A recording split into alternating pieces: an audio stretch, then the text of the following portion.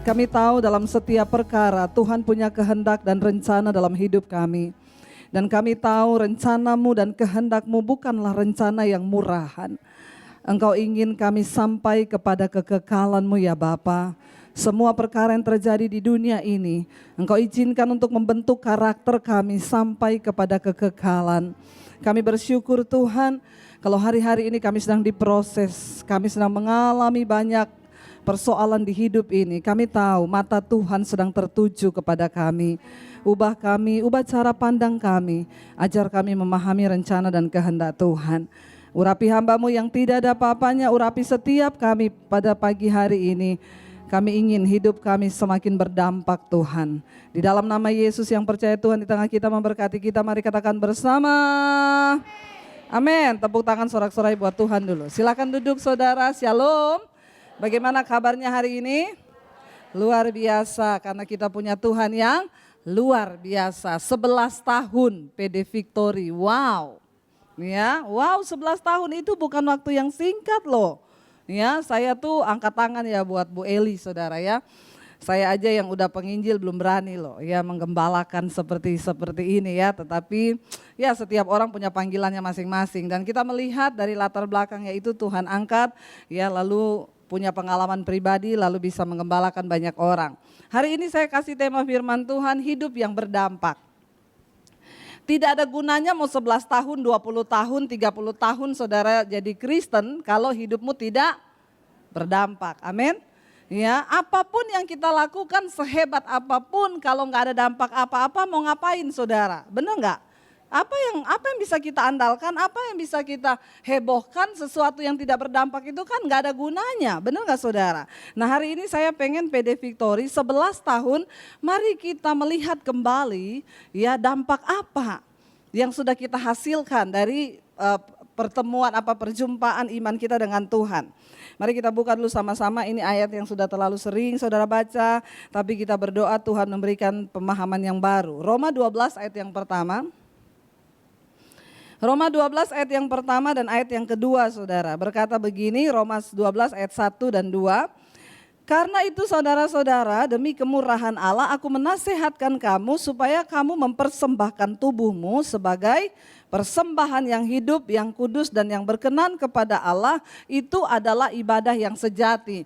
Kita akan bahas per ayat saja. Yang pertama mari kita sadari tidak ada persembahan lain yang bisa menggantikan persembahan tubuh kita di hadapan Tuhan. Ingat apa yang berkenan? Persembahan hidup. Ya, ayat ini berkata persembahkan tubuhmu ya sebagai persembahan yang hidup, yang kudus, yang berkenan kepada Allah. Bukan persembahan yang sudah mati saudara ya, jadi persembahan yang hidup. Makanya saya bilang kalau orang udah mati tidak usah dikasih Alkitab di peti, amin. Ya, buat apa saudara taruh Alkitab dalam peti, orang mati sudah tidak bisa baca, amin. Yang butuh Alkitab itu orang hidup supaya dia berubah. Waktu dia baca Alkitab hidupnya diubahkan, dia mempersembahkan hidup yang kudus, yang hidup, yang kudus berkenan kepada Allah. Bukan persembahan yang mati, makanya orang mati tidak butuh Alkitab lagi. Saudara jangan ya kalau ada orang yang mati saudara kasih Alkitab. Malah saudara bingung nanti kalau dia bangun lalu dia baca itu Alkitab. Maka Anda stres nanti lari semua kita ya.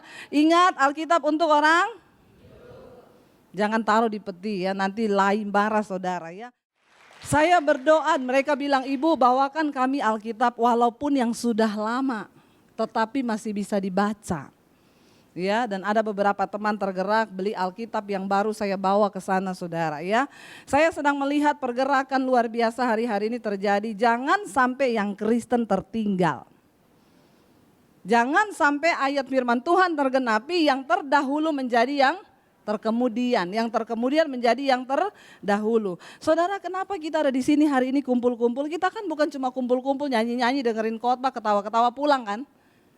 Kita datang di sini supaya apa? Kita dengar firman, hidup kita diubahkan oleh kebenaran firman ya. Jangan jadi Kristen yang sudah puluhan tahun tapi hidupnya nggak pernah berubah, tidak pernah berdampak buat orang lain. Yang pertama supaya kita berubah, persembahkan tubuhmu. Yang Tuhan inginkan. Makanya saya selalu bilang, saudara, ibadah yang sejati itu bukan waktu kita kumpul-kumpul di dalam ruangan begini. Ibadah yang sejati waktu engkau keluar dari pintu itu. Ya hidupmu di luar sana bagaimana? Ya saya suka bilang kalau di gereja-gereja ibadah ya bahasa rohnya kenceng, pintar, ya waktu keluar dari pintu itu bagaimana, benar nggak? Ya makanya saya suka bilang orang yang bahasa roh itu bagus kalau berantem pakailah itu bahasa roh, amin. Waktu mau marahin suami, dasar kamu, begitu ya. Itu setan lari tunggang langgang, benar nggak saudara? Jangan cuma di gereja pintar, waktu nyanyi itu luar biasa lompat-lompat. Di rumah hidupmu seperti apa, amin. Ya itu yang perlu loh, kita ini harus diubahkan supaya berdampak. 11 tahun saudara ikut ibadah Victory, mana dampak dari perubahan hidupmu? Tuhan gak bisa pakai orang yang tidak berubah. Jadi kuncinya yang pertama, persembahkan tubuhmu sebagai persembahan yang hidup, yang kudus, yang berkenan kepada Allah, itu ibadahmu yang sejati. Jangan main pura-pura gereja-gerejaan sama Tuhan, ya. Saudara, Tuhan itu lihat hidup kita. Benar nggak? Udah terlalu banyak orang Kristen yang gereja-gerejaan. Dia datang ibadah, berantem, hatinya nggak beres, duduk di situ dengar firman. Kita di rumah nggak pernah berubah, ya. Suami anak-anak kita, coba saudara tanya ya. Saya selalu ya nguji, saya ini di rumah masih berdampak nggak?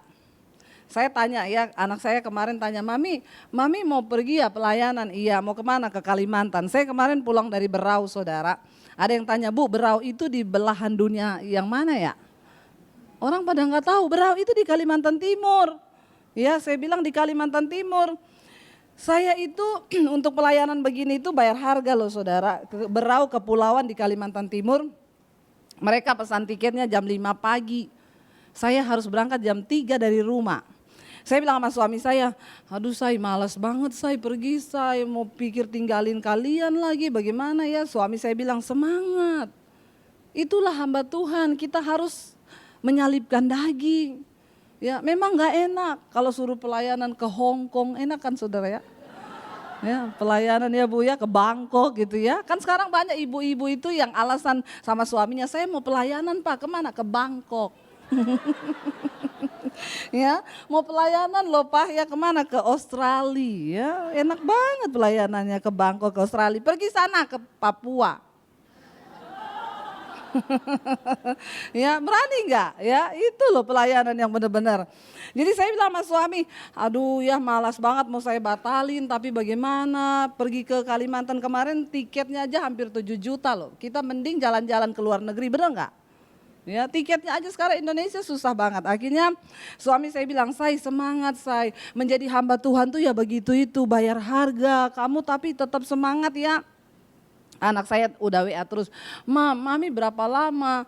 Mami nanti sampai Selasa, karena dari Balikpapan Berau Mami langsung mampir ke Surabaya, nanti Selasa. Ya lama banget. Ya suami saya gini, bete, nggak ada kamu, nggak ada teman ngobrol. Biasanya berdua ketawa-ketawa, sekarang bete ya. Tapi saya bersyukur saudara, kenapa saya pergi anak-anak suami itu merasa kehilangan. Berarti hidup saya masih berdampak. Amin. Jangan sampai saya pergi mereka bilang, Mami pulangnya kapan? Selasa. Ya kok cepet banget Mam.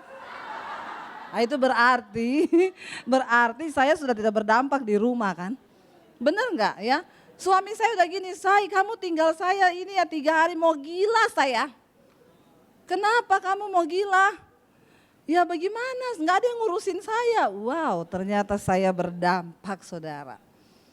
Makanya itu yang saya bilang, satu kali saya diundang khotbah di Bekasi. Wanita se-Bekasi, Natal bersama. Temanya wanita yang berdampak sampai ke bangsa-bangsa. Alay banget ya. Bener nggak? Saya baca temanya aja alay ini.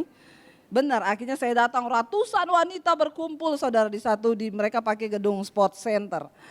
Lalu saya tanya gini, saudara ini temanya cukup berat ya, berdampak bagi bangsa-bangsa.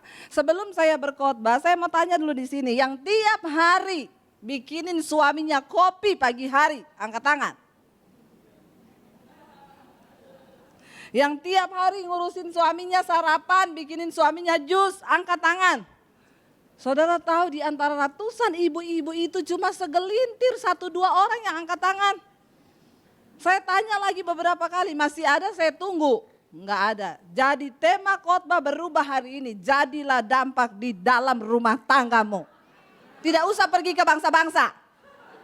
Benar gak saudara? Ya, ngapain kamu pergi ke bangsa-bangsa, orang dalam rumah aja gak berdampak, ngurusin suami aja tidak becus, benar gak? Ya, kadang-kadang kita ini terlalu alay ya, menjadi Kristen itu apa saudara? Ayo kita mengerti tubuh kita ini loh ya, yang kita persembahkan bagi Tuhan, yang kita persembahkan bagi suami kita. Satu kali ada ibu bersaksi di satu persekutuan, dia bilang begini, saudara saya baru kehilangan suami. Ya saya itu bersedih sekali. Jadi saya mau bersaksi bagaimana suami saya meninggal. Seperti biasa dia berangkat kerja jam 6 pagi, saya masih tidur. Saya dengar kesaksiannya aja udah jengkel saya saudara. Ya, saya masih tidur, lalu dia pergi, saya cuma dengar dia udah berangkat. Saya bangun jam 8. Ya, jangan angkat tangan kalau ada istri model begini di sini. Saya baptis ulang saudara, ya. Saya rendam agak lama 15 menit. Supaya buka mata langsung di rumah Bapa di sorga. Jadi dia cerita jam 8 dia bangun, HP-nya itu miss call dari suaminya sudah berkali-kali. Dia bilang gini, ngapain sih? Lalu dia SMS, kenapa Pi? Saya baru bangun. Tiba-tiba bunyi HP-nya. Dia angkat dari HP suaminya, halo? Kamu kenapa telepon-telepon terus? Kan kamu udah tahu saya itu bangunnya jam 8. Lalu orang ngomong, Bu maaf saya teman kantornya Bapak, kenapa Bapak meninggal? Dia bilang saya kayak disambar petir. Ya, jadi mereka bilang sampai di kantor Bapak turun dari mobil jatuh di parkiran. Waktu mau ditolong gak sempat sudah meninggal di tempat. Dia bersaksi menangis begini saudara, ibu-ibu.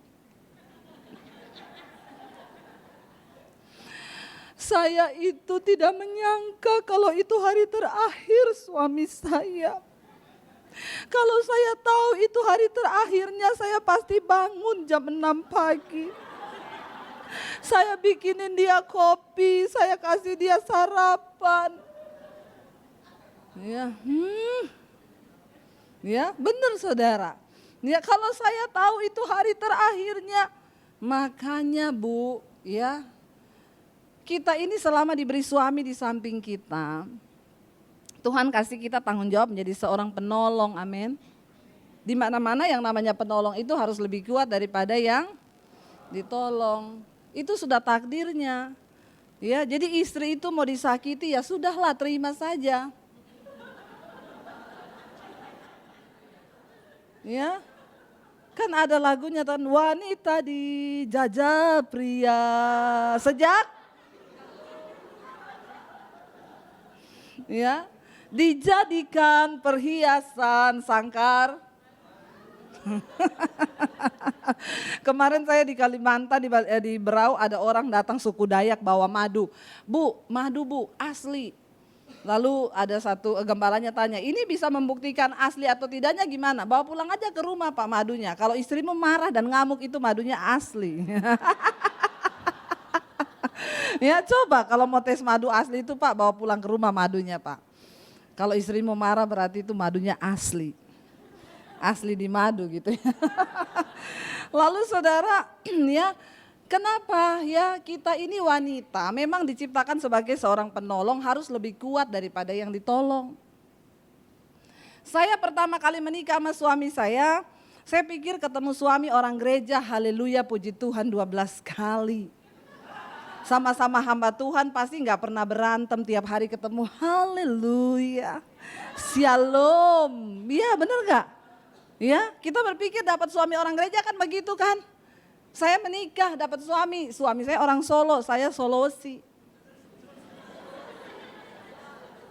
Saudara tahu ya yang namanya komunikasi itu namanya sebuah hubungan dibangun jembatan komunikasi. Kalau komunikasi kita udah rusak, maka pasti rusaklah sebuah hubungan. Makanya orang bilang gini, kalau mau nikah yang muda-muda, nggak usah lihat kayanya, nggak cari aja yang enak diajak ngobrol. Karena kita kalau udah tua nggak ngapa-ngapain, ngobrol terus. Bener nggak saudara? Ya, gitu ya. Jadi kita ini kan nanti kalau udah tua, saya sama suami saya tiap hari ngobrol terus saudara. Ya, saya sampai tanya suami saya gini, kamu tuh nggak butuh sahabat ya? Enggak, kan kamu udah jadi sahabat saya. Bener loh, saya juga nggak butuh sahabat lagi karena suami saya ya tempat curhat saya. Saya juga menjadi tempat curhatnya dia.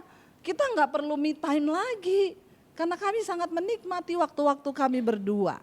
Bener nggak? Lalu saudara, ya ini saya tadi ngomong apa ya? Serius loh. Oh iya, orang suami saya orang Solo, saya Sulawesi. Ya, pertama kami menikah yang menjadi masalah dalam rumah tangga kami adalah masalah komunikasi. Percaya nggak? Orang Solo kalau ngomong pelan, halus, nyaris tak terdengar. Ya bener nggak? Lama lagi ngomongnya, panjang dan lama. Itulah orang Solo. Saya orang Sulawesi kalau ngomong saudara cepet, nadanya tinggi nggak bisa berhenti. Jadi waktu kami pertama kali menikah saudara, ya selalu salah. Saya panggil suami saya itu kan Bojo, artinya Jo, artinya Bojo, Jo ya. Jo gitu ya. Jo, itu anu. Dia datang, Bo, ngomongi alon wae to say. Kowe iki nek ngomongmu banter, aku kaget loh. Ya, orang Solo itu kaget ngomong loh. Orang mah kaget aja, nggak usah ngomong. Bener nggak? Nek kowe ngomong kenceng, aku kaget loh. Ya, saya bilang biasa aja keles, tinggal kaget juga pakai acara ngomong. Besok begitu lagi, Jo, itu anu gitu tuh gimana ini? Mbok ojo nesu. Nek ngomongi ojo nganggo nesu saya. Aku ini ndak nesu loh. Lah kui nesu ora. Ya. Akhirnya yang tadinya nggak marah jadi marah. Ya itu kamu nesu loh. Ora iki ora nesu. Memang aku iki ngene loh. Ora, kok itu nesu. Hih. Ya sampai gregetan saudara. Ya, dia bilang nek kowe itu ngomong koyo ngono ya aku iso kena serangan jantung loh. Ya, lani aku kena serangan jantung aku mati piye no. Saya bilang ya saya jadi janda lah. Ya, jadi saudara persoalan kami pertama kali menikah tuh masalah bahasa. Stres nggak saya? Lalu dia tiap hari ngomong, Mbok kowe iki belajar ngomong Jawa. Ora iso. Mesti iso say. Ora iso. Saya ini dibesarkan di dalam keluarga saya puluhan tahun, tiba-tiba nikah sama kamu beberapa hari kamu suruh saya jadi orang Solo, ya mana bisa. Ojo ngomong ora iso toh, ngomong o iso.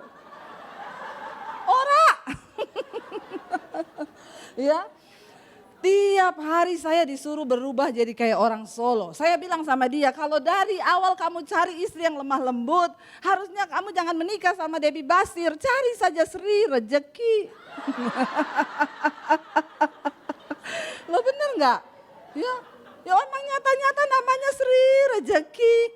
Lalu saudara karena setiap hari saya dipaksa-paksa, akhirnya saya gini, besok saya akan berubah menjadi Sri Rejeki. Biar kamu puas. Bangun pagi saya bangunin dia. Mas. Ya. Pripun Mas.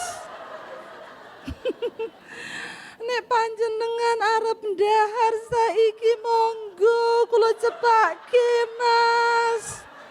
Saudara tahu suami saya kaget. Bangun dia bilang ini Sri Rejeki dari mana gitu ya.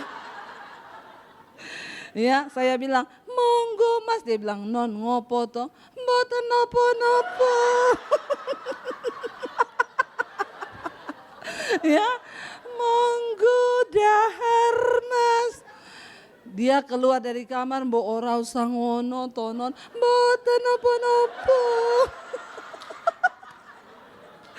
Saudara tahu Dari pagi sampai malam.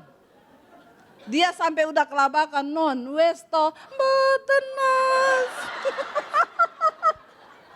Ya, saya ngajak pergi, ayo lungo toh mas. Saudara tahu, saya pikir dengan saya begitu dia akan menjadi cocok dengan saya. Kan dia minta saya berubah menjadi orang Solo. Ya saudara, akhirnya siang sore-sore udah mau malam dia bilang, say biasa wae toh. Tenan biasa wae. Saya masih sambung, boten.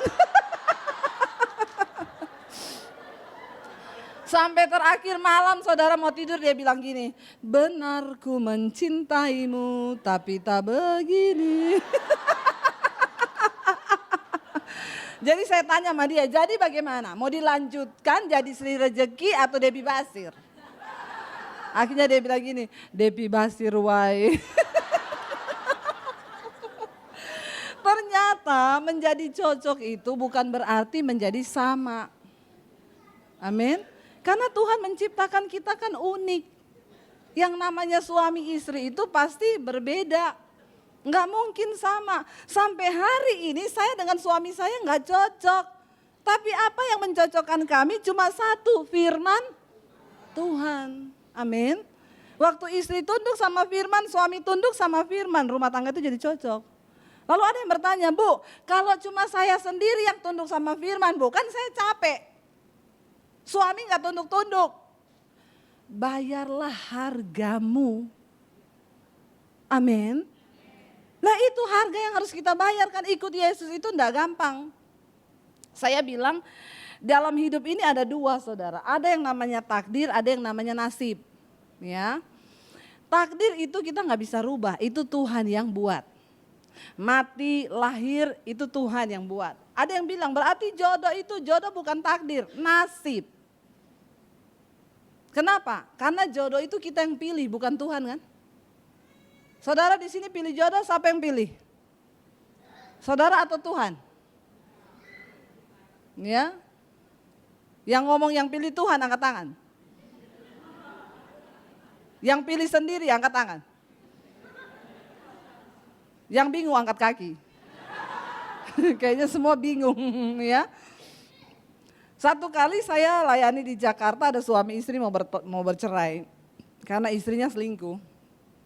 Ya, jadi sekarang ini dunia itu ya sama-sama lah ya, jangan cuma lihat suami selingkuh, banyak istri juga selingkuh. Istrinya selingkuh, akhirnya suaminya terluka juga kan, ya karena terluka jadi balas-balas dendam lah. Istrinya bilang, saya ini balas dendam karena dulu suami saya pernah selingkuh juga Bu. Ya saya masih nggak terima, jadi saya selingkuh. Akhirnya suaminya kepahitan, marah. Saya bilang sama ibu itu, Bu, kalau ibu mau menyelamatkan rumah tangga ini, ibu harus bayar harga loh. Dosa itu harganya mahal. Ibu harus bayar harga. Bagaimana caranya? Ya ibu tetap melayani suami dan apapun yang suami katakan ibu terima aja dulu deh sekarang. Ya, ingat anak-anak, bayar harga. Berantem hebat, dipukuli suaminya, dia lari pulang ke rumah. Dia minta dia WA saya suaminya, Bu, boleh tolong gak jemput istri saya? Ya saya sampai melakukan yang begini loh di Jakarta saudara. Ya udahlah, memang panggilan saya. Saya ajak suami saya, anterin dong, kenapa? Mau jemput ibu itu ya, kita berdua masuk ya. Yuk, kita masuk, ketok pintu, ketemu mamahnya. Selamat siang Bu, saya pendetanya ibu ini sama suaminya, kan mereka ini lagi ribut, saya mau jemput dia untuk pulang. Mamanya bilang, apa? Mau jemput dia? Kalau dia sampai dipukulin, dia apain suaminya, ibu tanggung jawab. Dalam hati saya ini udah gak ngapa-ngapain, disalah-salahin, suruh tanggung jawab lagi. Salah saya ini apa coba? Saya cuma mau nolong kan? Bukan gitu Bu, kan kita ini masih berusaha supaya rumah tangga ini bisa terselamatkan. Saya mengajak ibu untuk kerjasama. Lalu dia bilang gini, coba kalau ibu nanti anaknya punya nasib kayak anak saya. Kalau ibu anaknya dapat suami model kayak suaminya anak saya, lalu dia dipukulin suaminya, dia lari ke rumah ibu suruh dia balik sama suaminya. Ya benar juga sih. Ya. Coba ibu pikir, kalau nasib ibu seperti nasib anak saya. Oh saya jawab dia, anak saya tidak akan punya nasib sama seperti anak ibu. Karena saya mendidik anak saya dalam kebenaran firman Tuhan, dia tidak mungkin cari suami kayak model suaminya anaknya ibu. Ibu dengar sekarang. Jadi ibu mau suruh dia pulang atau tidak? Saya tunggu dia sekarang. Saya bilang gini saudara, jangan bilang Tuhan yang bikin kamu punya nasib. Nasib itu kita yang buat. Saya tanya, ibu coba tanya mereka, dulu ketemunya di mana? Di karaoke. Makanya jadi begitu rumah tangganya. Yang muda-muda yang mau cari jodoh di sini hati-hati kalau cari jodoh. Jangan cari di karaoke, di panti pijat. Nanti jadinya begini ini saudara, bikin rempong kalau udah nikah, bener nggak? Kayak saya dong, ketemunya di mana bu? Di gereja. Betapa mulianya tempat itu. Itu aja ada proses, bener nggak? Ya kita harus bayar harga. Kalau suami saya belum bertobat, bayar harga. Saya pertama kali baca Alkitab kan, istri tunduk pada suami. Layanilah suamimu. Saya berusaha saudara. Waktu pertama masih menikah pertama kali kan, I love you, I need you, I want you. Belum punya anak ini tiap hari cinta-cintaan terus, bener nggak? Ya, itu yang bilang apapun jadi rasa coklat. Begitu udah punya anak satu, tadinya saya setiap hari, saya mau makan apa, saya mau minum apa, saya mau apa. Begitu punya anak kan kita capek.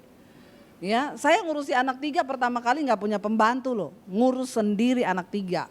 Betapa perkasanya saya kan.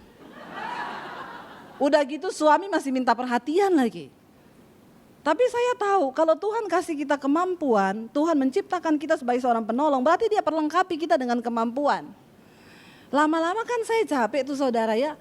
Saya udah capek ngurus anak 3 dia gini. Non, kopi mana non? Satu kali saya berdiri, punya tangan 2, kaki 2 kan? Sama kan kayak saya kan?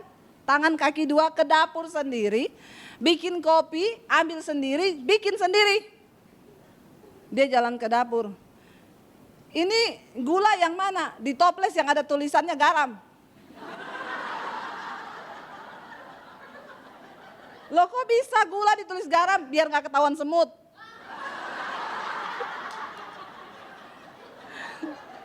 Bingung lagi kan? Loh kok bisa gitu kan kayak kamu di HP Wanti ditulis Wanto. Bapak-bapak hati-hati ya. Ibu-ibu perlu curiga bapak-bapak itu ya. Cek HP-nya. Kadang-kadang Wanti ditulis Wanto. Ya, ke dapur dia bikin kopi sendiri, apa sendiri ya. Apa-apa saya mulai stres, marah-marah saudara. Lalu saya kan capek. Setiap hari saya menuntut dia juga berubah. Lalu saya bilang gini, kamu tahu nggak ya? Papi saya itu kepala kantor dulu kerja. Tapi kalau pulang ke rumah dia masak di dapur. Kadang mami saya lagi nonton TV dibikinin kopi. Benar nggak? Ya, saya itu dibesarkan dari keluarga yang kayak begitu dan saya melihat papi saya itu menjadi pria teladan dan memang papi saya itu laki-laki yang suami idaman luar biasa. Kadang mami saya nonton TV dia datang bawa kopi, bawa pisang goreng, itu suami yang luar biasa. Lalu suami saya bilang gini, mak saya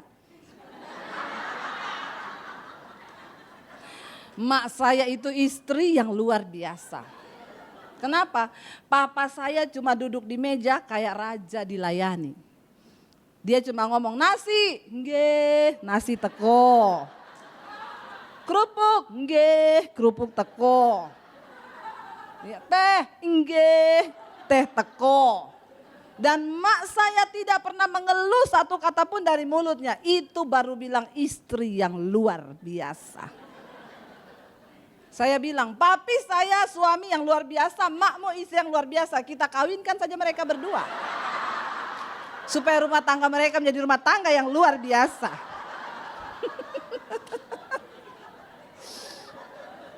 Stres nggak saudara? Kita sibuk, saya bener waktu itu udah capek, saya pikir ngapain. Lalu saya satu kali makin stres kan makin capek, kita juga bisa darah putih naik di kepala itu. Bisa gila enggak? Lalu saya baca satu ayat firman Tuhan yang berkata begini, segala sesuatu yang kau perbuat, baik itu dengan perkataan atau perbuatan, lakukanlah itu seolah-olah untuk Tuhan dan bukan untuk manusia. Besok saya udah capek, suami saya bilang, "Non, kopi." Ayat itu teringat, lakukan untuk Tuhan. Udah mau ngamuk, lakukan untuk Tuhan. Saya ke dapur, ambil kopi, saya taruh di gelas, untuk Tuhan. Kenapa harus untuk Tuhan? Kalau untuk suami kita lagi jengkel, bisa kita tambahi sianida 1 sendok. Bener gak saudara? Ya, saya sambil aduk untuk Tuhan.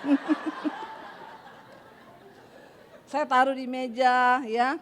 Terima kasih loh saya, dalam hati saya itu untuk Tuhan. Saudara, artinya apa ya?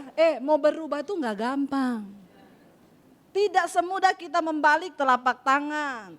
Nggak semudah kita ngomong, kalau dua-dua orang enak aja kenapa bercerai? Nggak cocok, Bu. Saya mau tanya, ada nggak orang cocok di dunia ini? Yang sudah menikah lebih dari 10 tahun angkat tangan. Ya, cocok nggak sama suaminya sama istrinya? Bapak sama istrinya cocok, Pak? Cocok ya? Bapak terangkat hidup-hidup sekarang loh. Seperti Henok. Ya cari orang cocok itu ada, nggak ada orang cocok di dunia, benar nggak? Kalau cocok itu tidak pernah berantem, seumur hidup cocok terus. Saudara bisa bayangkan orang cocok, Say kita makan ini ya, ya. Say kita pergi ke sana, iya. Say kita ini ya, iya. Itu orang cocok. Makanya kalau ada istri yang mau cari suami, yang ngikuti maunya senang terus, ya itu terpaksa suaminya harus dipanggil Dogi. Cuma Dogi yang menyenangkan hati kita kan. Yang namanya manusia. Orang aja diciptakan. Saya pernah baca satu artikel, orang lahir kembar. Badannya 1, kepalanya 2. Mamanya ditanya, ada kendala besarkan mereka? Waktu kecil nggak ada kendala. Waktu mulai dewasa, kendalanya luar biasa. Kenapa? Badannya 1, kepalanya 2. Kepala yang 1 pengen pakai baju merah, kepala yang 1 pengen pakai baju biru. Padahal badannya cuman 1. Lalu berantem, gigit-gigitan, gak bisa dipisah kan. Sampai berdarah-darah. Itu yang 1 hati, 1 jantung, 1 badan. 1 DNA, 1 benih, 1 kandungan. Karena punya 2 kepala bisa berantem. Apalagi suami istri. Yang datang dari 2 benih yang berbeda, 2 kandungan yang berbeda, 2 badan, 2 kepala, 2 hati, 2 jantung. Rempong gak? Ya, jadi ada orang yang cocok waktu kita melakukan firman. Kita bisa jadi cocok. Tapi suami saya belum, Bu, bayar harga. Amin. Supaya hidup kita ini berdampak. Ya, supaya hidup kita berubah dan suami juga bisa berubah kalau kita mau berubah. Ya, tapi kalau kita nggak mau berubah, ya jangan harap. Enak banget orang sekarang, saya cerai, Bu, kenapa? Udah tidak cocok. Ya, nanti dia nikah lagi, emang cocok? Nggak cocok lagi, nikah lagi nggak cocok. Makanya di Jepang sekarang banyak pria yang menikahi robot. Dia bilang kenapa nikah sama robot tuh enak, nggak pernah berantem, orang emang robot. Ya, bahkan robot sekarang di Jepang kan sudah didesain khusus bisa untuk diperlengkapi buat tidur. Ya memang silakan nikah sama robot. Cuman satu aja, kalau lagi gitu dia korslet, matilah kau.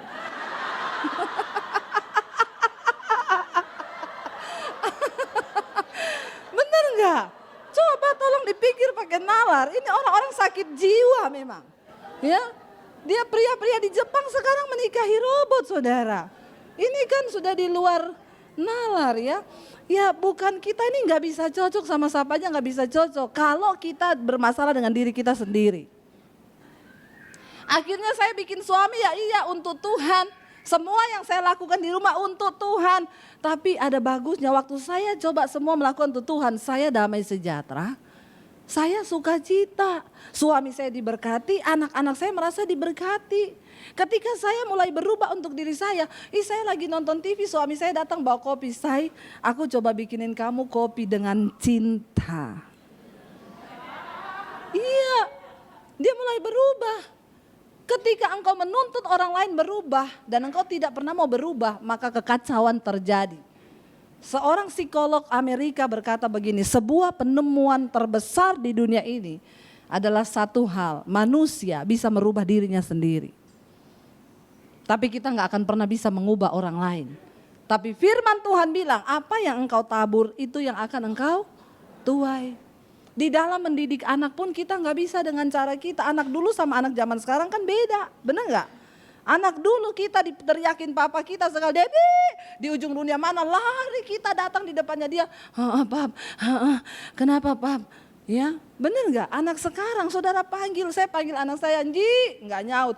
Padahal dia dengar loh di bawah, Nji, gak nyaut. Saya WA, Nji jawab, iya mam. Ya, saya bilang, mami teriak-teriak kamu kok gak jawab, biasa aja keles. Itu anak sekarang, mereka gak bisa dengan cara kita dulu saudara, benar. Anda marahin mereka. Saya berusaha membawa anak-anak saya tanamkan mereka firman Tuhan. Saya kasih mereka satu kali, saya coba begini saudara. Waktu kita duduk makan, waktu kita di perjalanan di mobil bagikan firman. Saya bagikan, saya selalu bilang sama anak saya, jangan pacaran dulu ya masih SMA. Kenapa? Jodoh itu cuma satu. Kamu gonta-ganti, sakit hati, buang waktu, buang tenaga, buang pikiran, buang pulsa. Bener gak?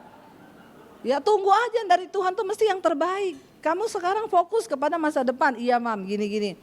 Satu kali saya pelayanan di Palu saudara, saya dengar mami saya WA, Dep, Enji pergi. Saya WA anak saya, Nji, mami kan udah ngomong kalau mami sama papi lagi pelayanan luar kota, kamu jangan pergi. Ini mami tahu malam minggu, mam tapi kan ini teman saya ulang tahun dan saya udah lama loh ngomong sama mami. Kan aku gak tahu kalau bertepatan sama mami pelayanan di luar kota. Saya cuma balas dia gini, Nji di dalam dirimu itu ada Roh Kudus.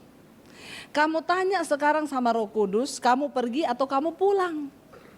Kalau Roh Kudus bilang pergi, pergi saja, mami gak larang. Tapi kalau Roh Kudus suruh kamu pulang, pulang ya nak ya. Karena oma itu khawatir kalau kamu gak ada di rumah, mami sama papi gak ada.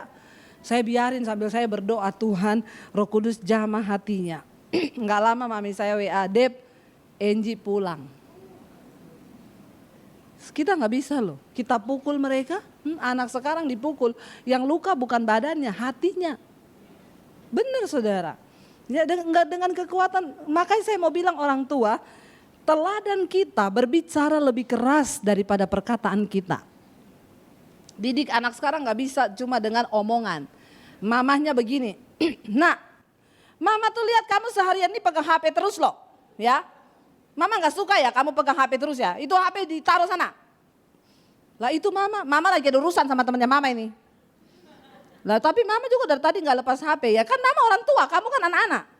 Bagaimana anak bisa tobat saudara, bener gak? Kita gak bisa jadi teladan. Saya bilang sama anak saya, kalau ada Roh Kudus dalam dirimu, kamu pegang HP kelamaan Roh Kudus tegur loh, itu dosa. Amin. Bener gak saudara? Ya, kalau kita punya Roh Kudus akan tuntun kita untuk terus berubah.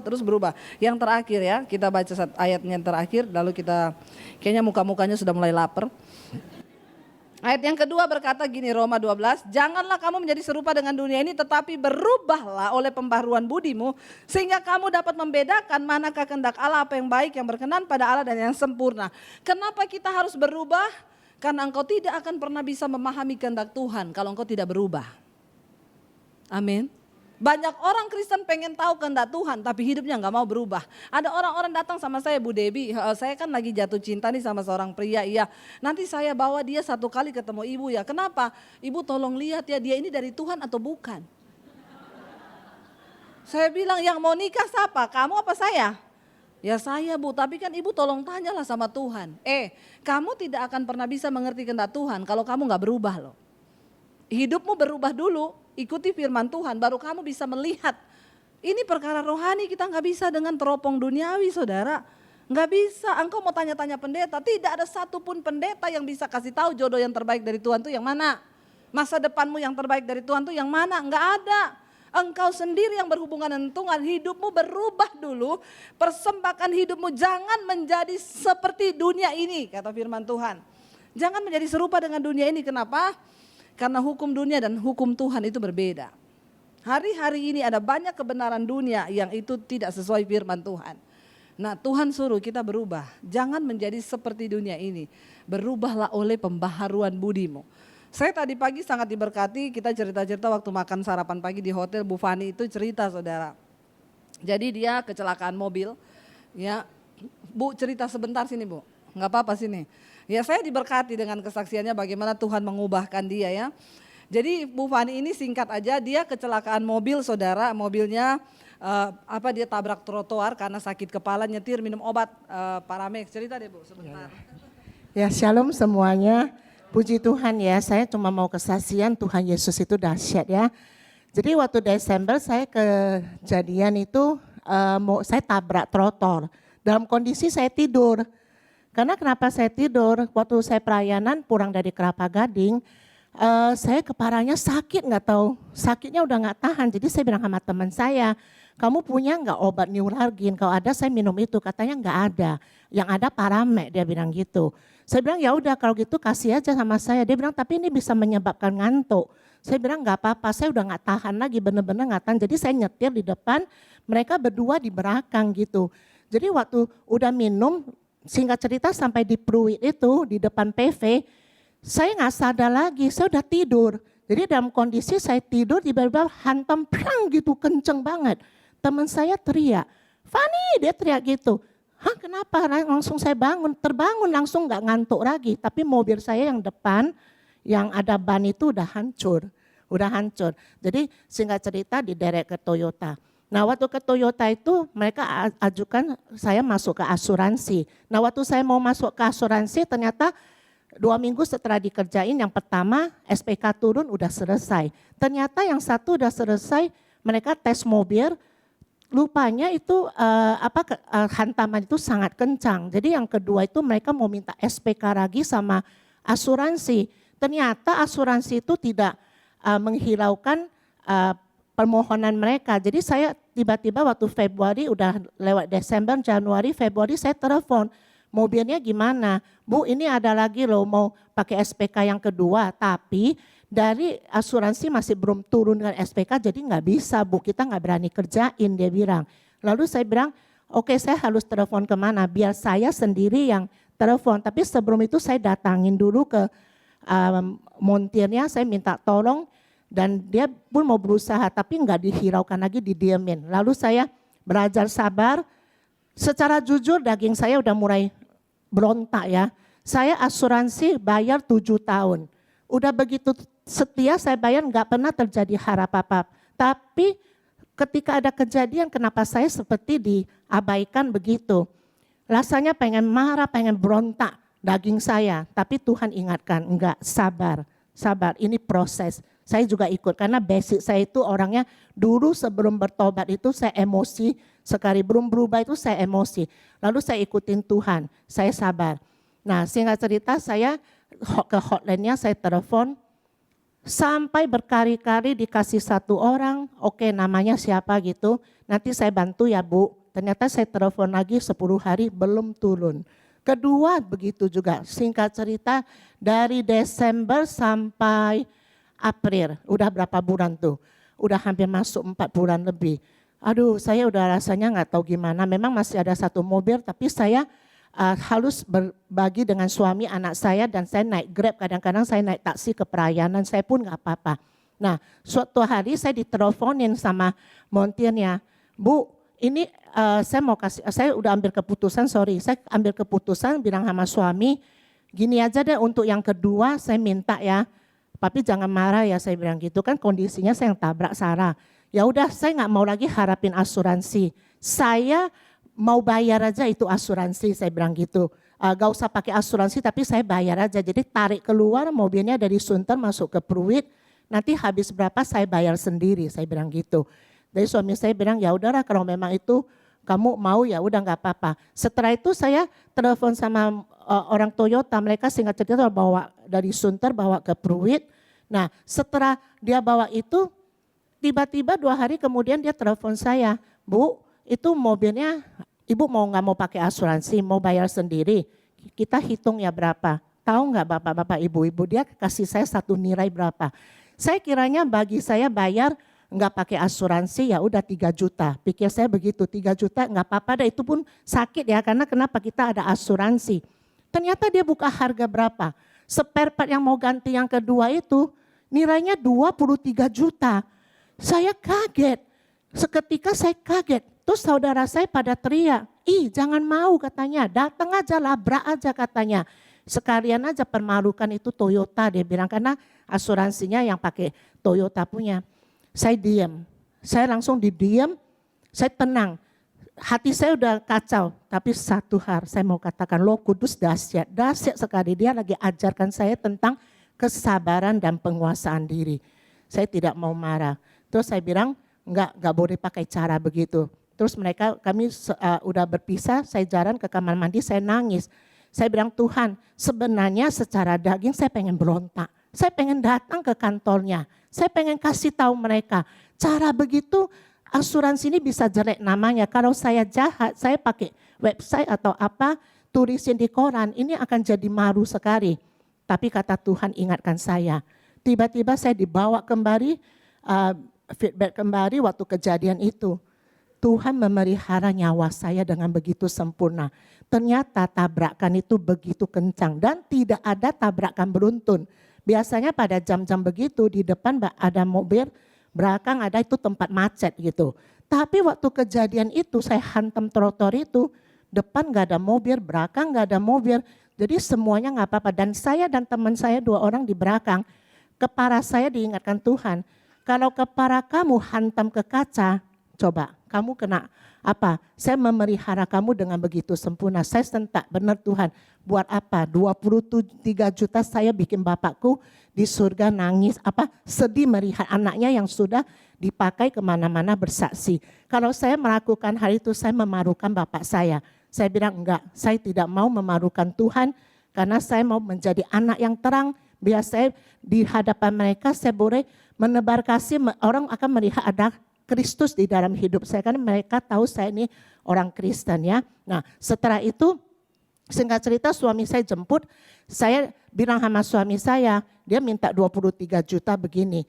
Tapi puji Tuhan banget, suami saya gak ada marah sama saya cerita sampai nangis, suami saya cuma bilang satu hal, kasih saya 2 jempol, kamu sudah jadi pemenang.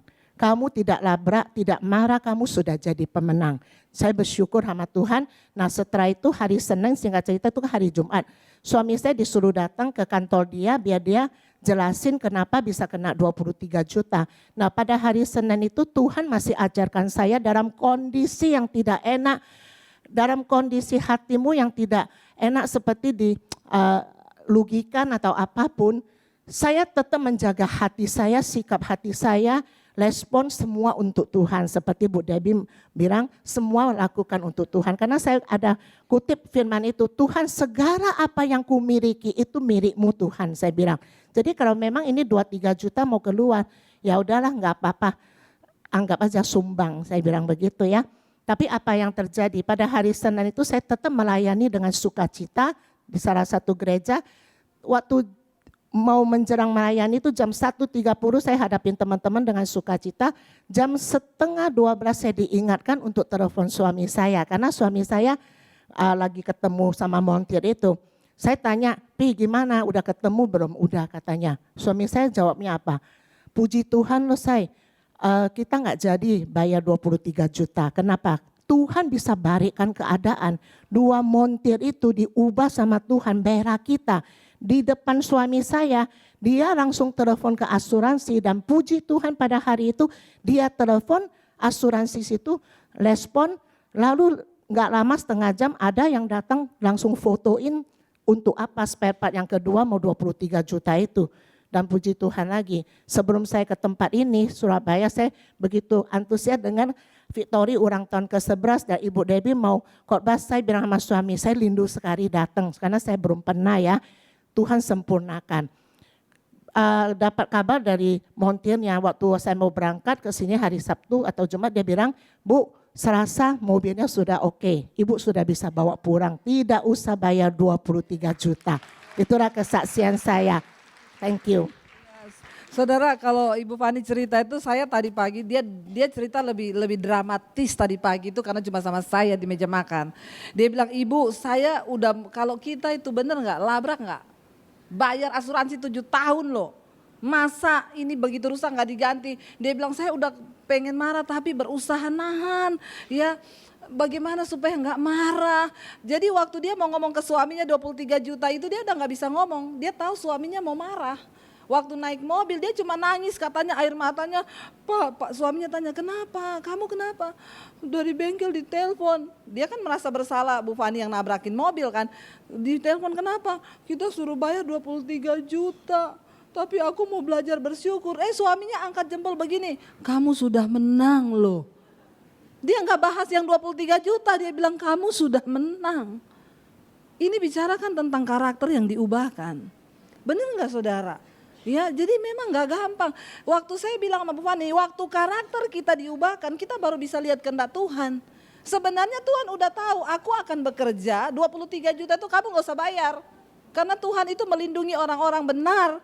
Benar nggak? Berkat kita tuh nggak sembarangan keluar, dijaga Tuhan. Nah waktu Bu Fani ambil respon yang benar, memberkati mereka, berdoa, udahlah saya nggak marah. Tiba-tiba waktu hari berikutnya, "Pak, kami yang urus, kami yang maju." Loh Tuhan bekerja loh saudara. Ini satu contoh yang kelihatannya simpel tapi dahsyat kan.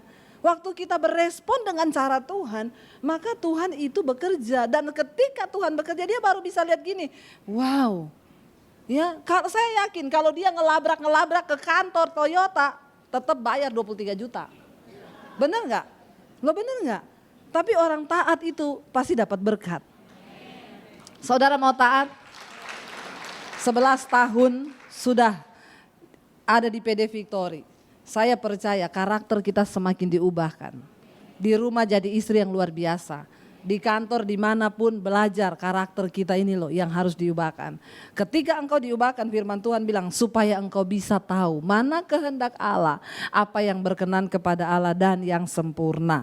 Seringkali yang menghalangi Tuhan bekerja itu karakter kita ini yang berdosa yang gak mau diubahkan.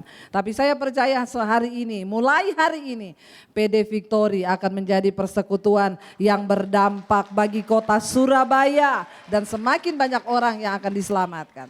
Mari kita tunduk kepala kita berdoa. Terima kasih Bapa, hamba berdoa untuk persekutuan Victory ini. Seperti namanya, kemenangan menjadi milik kami. Kami tahu kemenangan yang Tuhan berikan ketika engkau disalib, engkau berkata sudah selesai. Sudah selesai semuanya Bapa. Bagian kami hari ini hidup dalam kuasa kemenangan itu. Kami tidak ingin kalah dengan keadaan, dengan setan, dengan iblis, bahkan dengan diri kami. Kami mau mengalahkan setiap karakter yang tidak berkenan kepada Tuhan. Hari ini kami menjadi istri yang luar biasa. Kami jadi ibu yang luar biasa. Kami menjadi bos yang luar biasa. Kami menjadi karyawan yang luar biasa. Bahkan hidup kami berdampak bagi banyak orang. Segala pujian, hormat, kemuliaan hanya bagi Engkau dalam nama Yesus. Yang percaya diberkati, katakan bersama. Amin.